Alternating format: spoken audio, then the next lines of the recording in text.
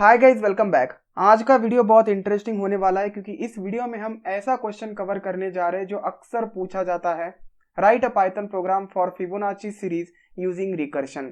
इसे कुछ लोग डिफरेंटली प्रोनाउंस कर देते हैं, फिबोनाची बोलते हैं, मैं फिबोनाची ही बोलूंगा।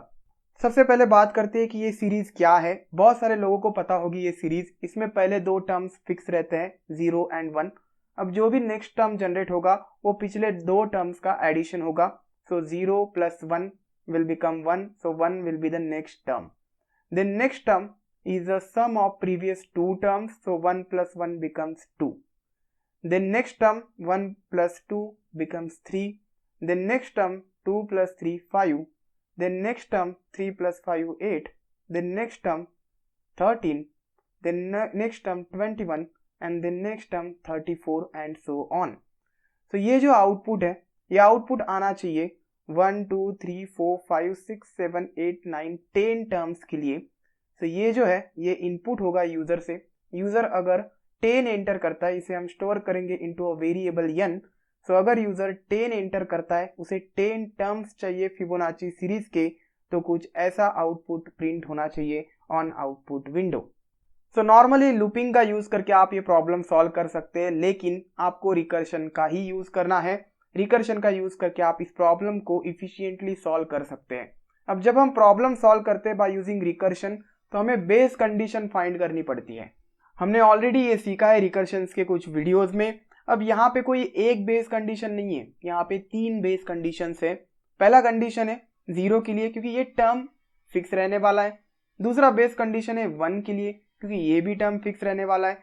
तो हमें लिखना पड़ेगा कि if n equals to 0 and the base condition, then if equals to 1 then the base condition. तो ये दो बेस कंडीशंस फिक्स रहने वाले हैं और एक बेस कंडीशन हमें इनके लिए लिखना पड़ेगा कि हमें कब जाके स्टॉप करना है। सो टोटल बेस कंडीशंस यहाँ पे रहने वाली है 3। चलिए अब इसके लिए पाइथन प्रोग्राम लिखना स्टार्ट करते हैं। सबसे पहले मैं यूजर से इनपुट लेता हूं by using input function and मैं मैसेज देता हूं यूजर के लिए enter number of terms. User एक इंटेजर वैल्यू एंटर करेगा, type cast it into integer by using int function and मैं असाइन करता हूं टू द वेरिएबल n।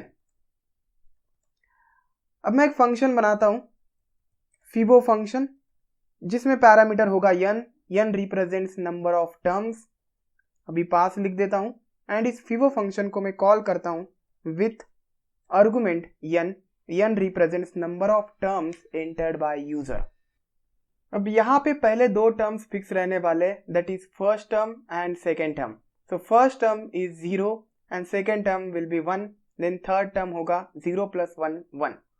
सो इसके लिए एंड इसके लिए मुझे बेस कंडीशंस लिखनी पड़ेगी। मैं सिंपली यहाँ पे लिख देता हूँ इफ अगर नंबर ऑफ टर्म्स 1 है तो डायरेक्टली रिटर्न कर दो 0, क्योंकि सपोज मैं 1 एंटर करता हूँ यहाँ पे तो n की जगह पर आएगा 1, मुझे सिर्फ पहला टर्म चाहिए। सो अगर पहला टर्म यूजर रिक्वेस्ट करता है, I will return the 0। Next base condition होगी इफ n इक्वल्स 2, अगर मुझे सेकंड टर्म चाहिए, आई विल रिटर्न 1। अब यहाँ पे फिबो ऑफ 1 अगर रिक्वेस्ट होता है, डायरेक्टली हम रिटर्न कर देंगे 0। अगर फिबो ऑफ 2 रिक्वेस्ट होता है तो हम रिटर्न कर देंगे 1। अब सपोज फिबो ऑफ 3 रिक्वेस्ट होता है, मुझे 3 टर्म्स चाहिए, तो थर्ड टर्म पाने के लिए मुझे क्या करना पड़ेगा, इनका एडिशन करना पड़ेगा। 0 यानी फिबो ऑफ 1, 0 यानी फिबो ऑफ 1 प्लस 1 यानी फिबो ऑफ 2। सो 1 क्या है, we can represent 1 as 3 - 2 and 2 as 3 - 1 and 3 is nothing but n जो पैरामीटर है हमारा। तो सिंपली हम यहाँ पे क्या कर देंगे, रिटर्न देन रिकर्सिव कॉल देंगे। तो इसके अंदर मैं रिकर्सिव कॉल देता हूँ फिबो ऑफ n - 2। सपोज n की वैल्यू 3 होती है तो 3 - 2 हो जाएगा 1। सो फिबो ऑफ 1 को रिकर्सिवली कॉल जाएगा एंड यहाँ पे वैल्यू आ जाएगी fibo of 1 that is 0। Then मैं ऐड करूंगा fibo of n - 1। Okay, so fibo of n minus two, n की वैल्यू 3 है, सपोज यूजर 3 एंटर करता है, तो 3 माइनस 2 हो जाएगा 1 एंड 3 माइनस 1 हो जाएगा 2.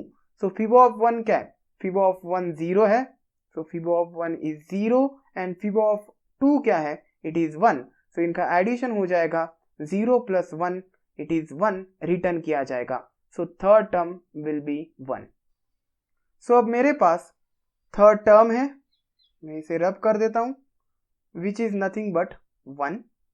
अब सपोज रिक्वेस्ट करता है यूजर फोर्थ, उसे फोर्थ टर्म चाहिए, तो फोर्थ टर्म यानी क्या होगा? Fibo of n minus two, that is fibo of 2, 4 minus 2 plus fibo of 3, last two terms का एडिशन. क्या है फिबो ऑफ 2? ऑलरेडी 1 है इट इज, सो ये जो कॉल है 1 से इवेल्युएट होगा एंड ये जो कॉल है ये भी 1 है, so 1 plus 1 it is 2. So next fibo of 4 generate होगा which is 2. Okay, I hope you are getting the things. बहुत ही simple language में मैंने explain किया है. Pi example.py and here you go, enter number of terms. Suppose मैं 10 enter करता हूँ, so 10th term is 34. अब एक ही टर्म प्रिंट हुआ है, मुझे सभी टर्म्स प्रिंट करवाने हैं, तो मुझे फॉर लूप लगाना पड़ेगा. सो यहाँ पे for i in range of 1 से लेकर n तक, लेकिन n तक नहीं जाएगा क्योंकि n इंक्लूड नहीं होगा. सपोज यूजर 10 टर्म्स चाहता है, सो ये लूप चलेगा 1 to 9. सो यूजर को सिर्फ पहले 9 टर्म्स रिटर्न किए जाएंगे. मैं चाहता हूँ 10th term, so I will say n plus 1. सो इसके लिए लूप चलेगा एंड फॉर एवरी वैल्यू इस फिबो फंक्शन को कॉल दिया जाएगा. सो लूप चलेगा 1 के लिए, 2 के लिए, 3 के लिए, 4 के लिए. सो 1 के लिए जब चलेगा, it means find the first term of Fibonacci series and it will become 0. Then second term, find the second term, it is 1. Then 3 pass होगा, fibo of 3, find the third term and it is nothing but a 1. Then 4 pass होगा, यहाँ पे find the fourth term, it is nothing but 2. And ये ऐसा चलता रहेगा every time हमने print किया है. सो सभी नंबर ऑफ टर्म्स के लिए वैल्यू प्रिंट होगी for a Fibonacci series and हमें फिबोनाची सीरीज आउटपुट विंडो में देखने को मिलेगी. चलिए अब मैं रन करता हूं and enter number of terms, I will say 10. Every time 34 print हुआ है. गलती यहां पे मैंने करी है, n मुझे पास नहीं करना चाहिए था, i मुझे पास करना चाहिए. क्लियर करता हूं स्क्रीन को and here it is. So this is a Fibonacci series for the 10 terms. मैं क्लियर करता हूं and I'll say for 6 terms and here it is. There are 6 terms, 0 1 पहले 2 terms fix, next term addition of previous 2 terms, then 2 1 plus 1, then 3 1 plus 2, then 5 2 plus 3 and so on. So इस तरीके से Fibonacci series को print किया जाता है by using recursion technique. बहुत ही simple programme है बट बहुत इंपॉर्टेंट है क्योंकि इंटरव्यू में हमेशा ये क्वेश्चन पूछा जाता है, फिबोनाची सीरीज को प्रिंट करो using recursion. I hope guys आपको ये क्वेश्चन समझ में आया होगा. Will see you next time. इस वीडियो को लाइक कर दीजिएगा एंड चैनल को भी सब्सक्राइब कर दीजिएगा एंड शेयर भी कीजिएगा. Thanks for watching this video.